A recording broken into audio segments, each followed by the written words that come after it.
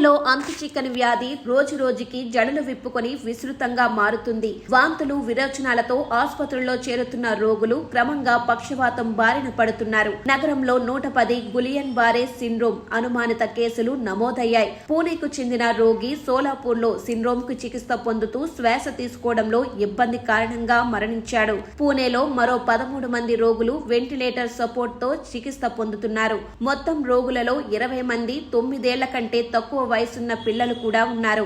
National institute of virology ద్వారా stool samples ను పరీక్షించిన 44 మంది రోగులలో 5గురికి క్యాంపెల్ బ్యాక్టర్ జేజూని ఇన్ఫెక్షన్లు ఉండగా 14 మందికి నోరో వైరస్ ఉన్నట్లు కనుగొన్నారు. నోరో వైరస్ ఒక వ్యక్తి నుంచి మరొకరికి ప్రత్యక్షంగా తాకడం, గాలి ద్వారా వ్యాపిస్తుంది.